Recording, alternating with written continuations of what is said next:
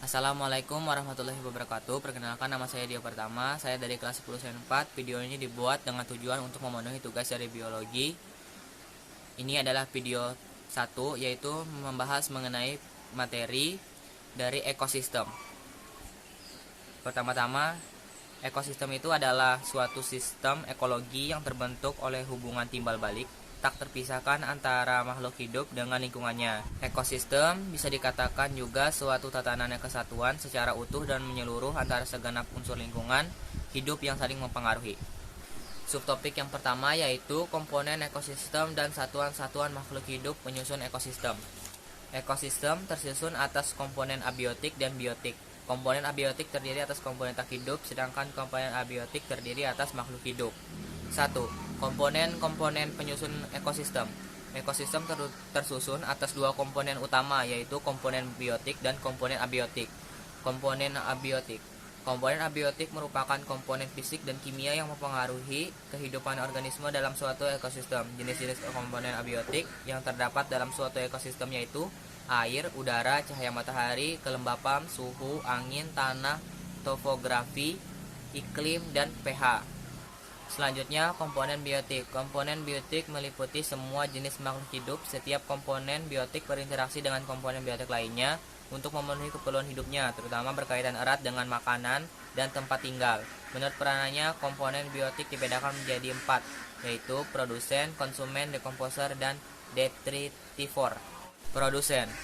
Semua produsen dapat mensintesis makanannya sendiri sehingga disebut organisme autotrof. Produsen mensintesis sendiri senyawa organik dari bahan anorganik dengan bantuan energi matahari melalui proses fotosintesis. Produsen merupakan sumber energi utama bagi organisme lainnya. Jadi, kelangsungan hidup organisme lain sangat tergantung pada produsen. Organisme yang tergolong produsen yaitu organisme yang memiliki klorofil seperti tumbuhan, beberapa jenis bakteri, dan ganggang hijau biru. Selanjutnya, konsumen. Semua organisme yang termasuk konsumen tidak dapat mensintesis makanannya sendiri, heterotrof. Konsumen mencerna atau menelan seluruh atau bagian organisme lain untuk memperoleh bahan organik. Kelompok ini meliputi hewan dan manusia. Berdasarkan jenis makanannya, organisme yang berperan sebagai konsumen dibedakan menjadi 3 kelompok, yaitu herbivora, karnivora, dan omnivora. Karnivora yaitu pemakan daging, misal harimau dan serigala. Herbivora yaitu pemakan tumbuhan, misal kambing dan kerbau. Omnivora yaitu pemakan tumbuhan dan daging, misalnya ayam, tikus, dan manusia. Selanjutnya, dekomposer. Dekomposer atau pengurai adalah organisme yang mampu merombak sisa produk organisme atau organisme yang mati atau bangkai menggunakan enzim pencernaan yang dimilikinya. Dekomposer menyerap sebagian hasil penguraian tersebut dan melepaskan zat-zat anorganik sederhana yang akan digunakan kembali oleh produsen. Organisme yang termasuk dekomposer yaitu bakteri dan jamur. Selanjutnya yang terakhir ada detritivor. Detritivor adalah organisme yang memakan serpian-serpian organik. Detritus. Detritus merupakan hancuran jaringan makhluk hidup baik hewan maupun tumbuhan. Contoh organisme yang berperan sebagai detritivor yaitu siput, luwing, cacing tanah, dan kutu kayu. Subtopik selanjutnya yaitu satuan-satuan makhluk hidup penyusun ekosistem. Komponen biotik yang menyusun ekosistem ada yang hidup berkelompok dan ada yang hidup sendiri, soliter. Hal ini menandakan terdapat satuan-satuan makhluk hidup dalam sebuah ekosistem. Satuan-satuan makhluk hidup yang menyusun ekosistem meliputi individu, populasi, komunitas ekosistem, bioma, dan biosfer. Dalam suatu ekosistem, tidak semua tempat dapat digunakan sebagai tempat tinggal oleh suatu jenis makhluk hidup. Tempat yang sesuai bagi makhluk hidup untuk melakukan segala aktivitas kehidupannya disebut habitat. Sebagai contoh, pada ekosistem kebun terdapat kayu lapuk yang digunakan sebagai habitat jamur, rayap, dan semut. Jadi, 2 spesies makhluk hidup atau lebih dapat menempati habitat yang sama, tetapi tetap memiliki relung niche yang berbeda. Niche adalah kekhasan fungsi suatu individu atau populasi dalam ekosistem. Jamur menguraikan kayu lapuk, sedangkan semut menggunakan kayu lapuk sebagai tempat perlindungannya. Oleh karena itu, jamur dan semut dapat hidup berdampingan di habitat yang sama karena masing-masing memiliki niche yang berbeda. Subtopik selanjutnya yaitu interaksi antar komponen ekosistem. Interaksi dapat berlangsung antara komponen biotik dengan abiotik atau antar komponen biotik. A. Interaksi antara komponen biotik dengan abiotik. 1. Keberadaan tumbuhan sangat mempengaruhi kondisi tanah. Akar tumbuh-tumbuhan dapat mencegah hanyutnya lapisan humus di permukaan tanah. Selain itu, daun-daun tumbuhan yang gugur dapat membusuk dan bercampur dengan tanah, membentuk humus. Dengan demikian, kesuburan tanah akan selalu terjaga. 2. Kandungan air sangat mempengaruhi kehidupan tumbuh-tumbuhan. Air sangat berguna bagi makhluk hidup. Tumbuhan sangat memerlukan air, misalnya untuk bahan baku fotosintesis. Akar tumbuhan menembus ke dalam tanah untuk menyerap air dan zat-zat hara. Jika tanah mengandung cukup air, tumbuhan akan tumbuh subur. Sebaliknya, jika kekurangan air, tumbuhan tidak akan tumbuh dengan baik. B. Interaksi antar komponen biotik. Bentuk interaksi antar komponen biotik meliputi kompetisi, predasi, dan simbiosis. Yang pertama, kompetisi. Kompetisi adalah jenis interaksi antara organisme yang saling bersaing untuk bertahan hidup, misalnya bersaing dalam mendapatkan makanan. Kompetisi dapat terjadi antara individu-individu dalam satu spesies, interaspesifik, dan antara individu-individu berbeda spesies, interspesifik. Contoh kompetisi interspesifik adalah kompetisi dua harimau saat memperebutkan mangsanya, sedangkan contoh kompetisi interspesifik adalah beberapa jenis burung di hutan yang memakan jenis serangga yang sama. Kompetisi ini mengakibatkan ada beberapa makhluk hidup yang memperoleh kebutuhan hidup lebih sedikit, bahkan dapat mengakibatkan kematian atau berpindahan ke tempat lain, migrasi. Kedua, yaitu predasi. Predasi adalah jenis interaksi makan dan dimakan suatu spesies memangsa spesies yang lain. Misalnya, harimau memakan rusa. Organisme yang memakan disebut predator, sedangkan organisme yang dimakan disebut mangsa, prey. Yang ketiga, simbiosis. Simbiosis yaitu hubungan sangat erat antara dua organisme yang berbeda spesies. Interaksi simbiosis dibedakan menjadi mutualisme, komensalisme, parasitisme, dan amensalisme. Yang pertama, simbiosis mutualisme. Simbiosis mutualisme terjadi jika dua spesies hidup bersama dan saling menguntungkan satu sama lain. Yang kedua, simbiosis komensalisme. Simbiosis komensalisme terjadi jika dua spesies hidup bersama, satu spesies diuntungkan sedangkan spesies yang lainnya tidak diuntungkan dan juga tidak dirugikan.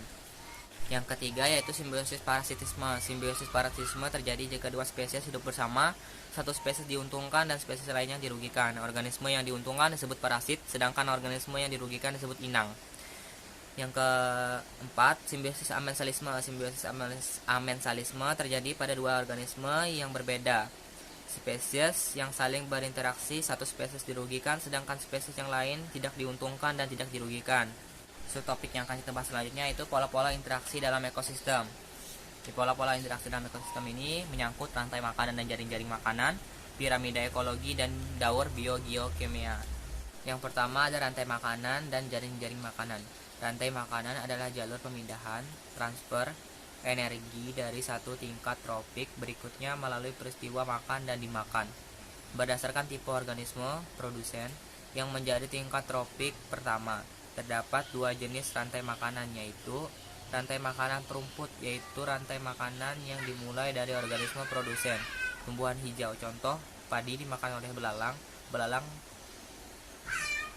dimakan oleh katak, katak dimakan oleh ular. Rantai makanan yang kedua yaitu rantai makanan detritus, yaitu rantai makanan yang dimulai dari detritus, serpihan organisme yang sudah mati. Contoh, serpihan daun sampah dimakan oleh cacing tanah dimakan oleh itik, itik dimakan oleh manusia. Jaring-jaring makanan merupakan gabungan dari berbagai rantai makanan yang saling berhubungan dan kompleks. Di dalam ekosistem, sebuah rantai makanan saling berkaitan dengan rantai makanan lainnya. Semakin kompleks jaring-jaring makanan yang terbentuk, semakin tinggi tingkat kestabilan suatu ekosistem. Oleh karena itu, untuk menjaga kestabilan ekosistem, suatu rantai makanan tidak boleh terputus akibat musbahnya salah satu atau beberapa organisme. Contoh jaring-jaring makanan yaitu adalah bunga sepatu dimakan oleh ulat, ulat dimakan oleh burung pipit. Terus sawi dimakan oleh ulat, sawi juga dimakan oleh tikus, tikus dimakan oleh elang, sawi juga dimakan oleh belalang, belalang dimakan oleh katak, katak dimakan oleh elang. Belalang dimakan juga oleh burung pipit juga dimakan oleh elang. Di dalam gambar tersebut, Suatu ekosistem hubungan makanannya dan dimakan sangat kompleks, saling berkaitan dan bercabang sehingga membentuk jaring-jaring makanan. Subtopik selanjutnya yaitu piramida ekologi. Piramida ekologi adalah susunan tingkat tropik, tingkat nutrisi atau tingkat energi secara berurutan menurut rantai makanan atau jaring-jaring makanan dalam ekosistem. Piramida ekologi berfungsi menunjukkan perbandingan di antara tingkat tropik yang satu dengan tingkatan tropik lainnya pada suatu ekosistem. Piramida ekologi dapat dibedakan menjadi 3 tepi, yaitu piramida jumlah, piramida biomasa, dan piramida energi. Yang pertama adalah piramida jumlah. Piramida jumlah merupakan jumlah organisme yang berada di dalam suatu daerah areal tertentu yang dikelompokkan dan dihitung berdasarkan taraf tropi.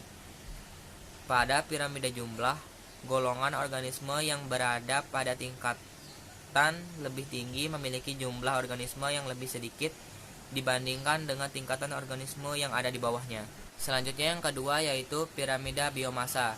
Piramida biomasa merupakan taksiran berat organisme yang mewakili setiap taraf tropi dengan cara tiap-tiap individu ditimbang dan dicatat jumlahnya dalam satu ekosistem. Untuk mengukur biomasa di tiap tingkat tropik, maka berat rata-rata organisme di tiap tingkat diukur, kemudian jumlah organisme di tiap tingkat diperkirakan.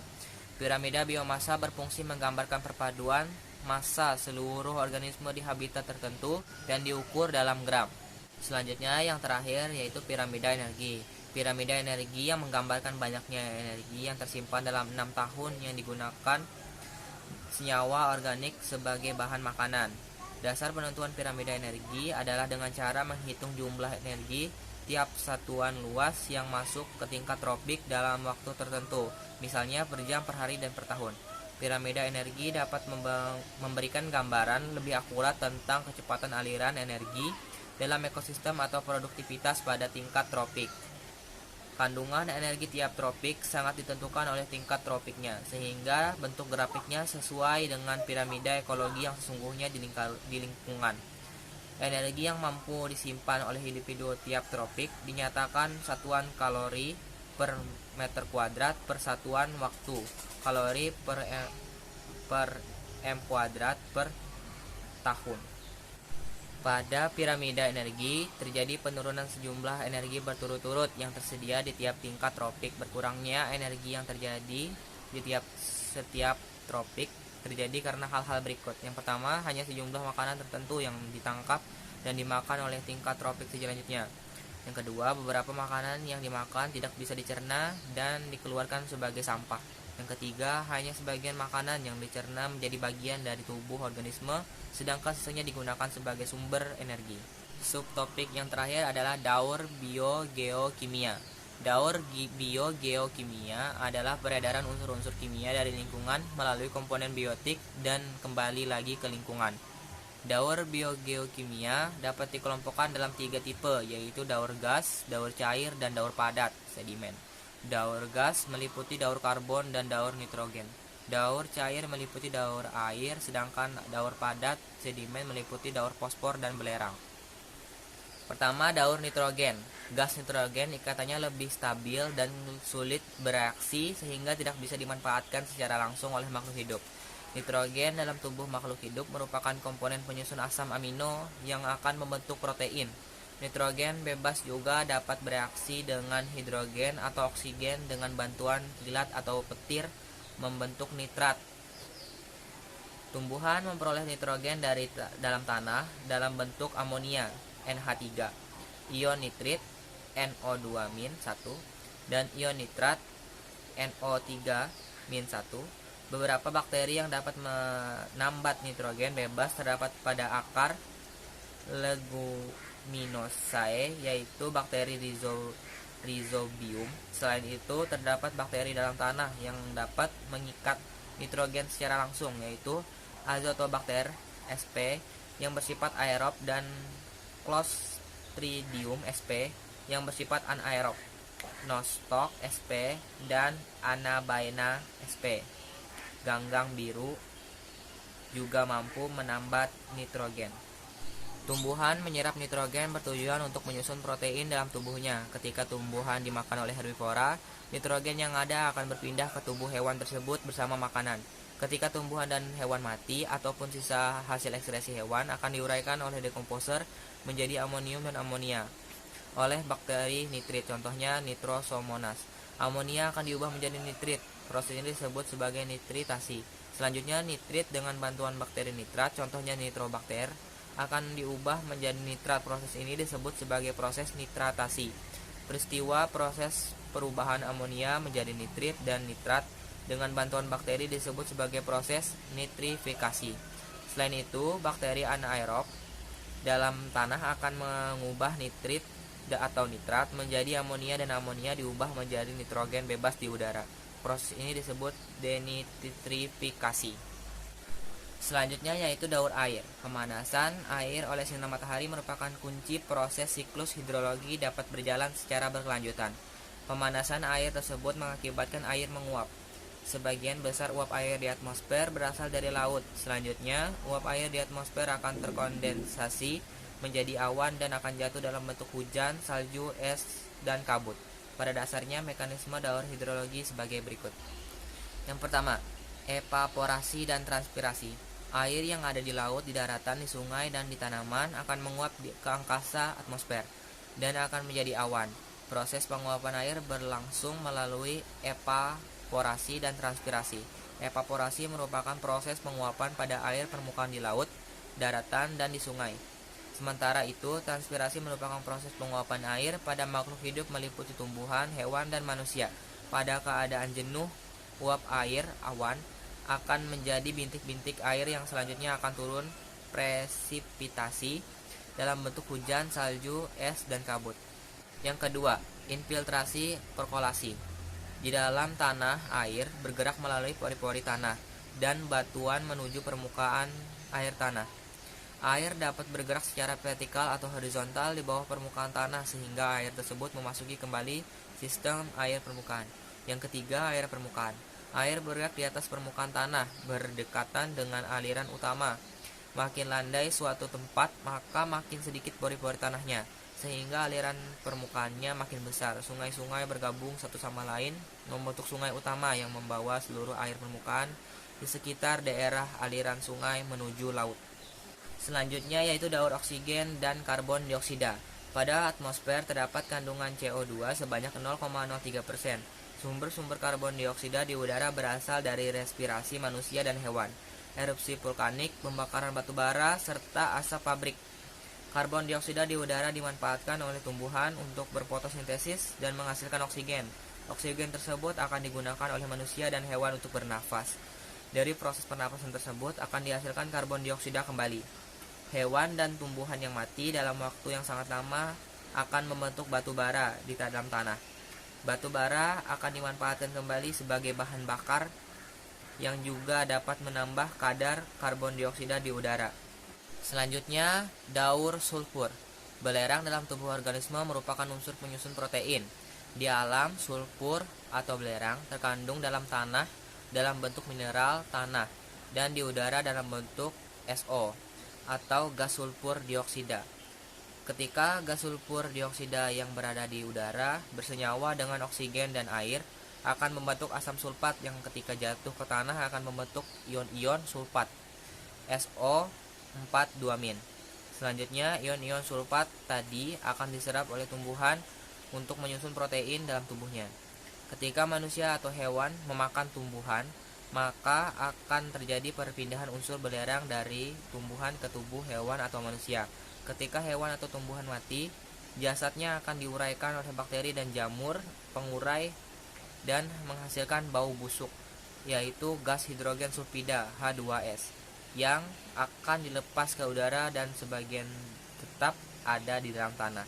Gas hidrogen sulfida yang ada di udara akan bersenyawa dengan oksigen membentuk sulfur oksida, serta yang di tanah oleh bakteri tanah akan diubah menjadi ion sulfat dan senyawa sulfur oksida yang nanti akan diserap kembali oleh tumbuhan. Selanjutnya yang terakhir ada daur fosfor. Unsur fosfor merupakan unsur yang penting bagi kehidupan, tetapi persediaannya sangat terbatas. Dengan kemampuannya untuk membentuk ikatan kimia berenergi tinggi, fosfor sangat penting dalam transformasi energi pada semua organisme. Sumber fosfor terbesar dari batuan dan endapan-endapan yang berasal dari sisa makhluk hidup. Sumber ini lambat laun akan mengalami perlapukan dan erosi. Bersamaan dengan itu, fosfor akan dilepaskan ke dalam ekosistem, akan tetapi sebagian besar senyawa fosfor hilang ke perairan dan diendapkan. Fosfor dalam tubuh merupakan unsur penyusun tulang, gigi, DNA atau RNA, dan protein. Daur fosfor dimulai dari adanya fosfat anorganik yang berada di tanah yang diserap oleh tumbuhan.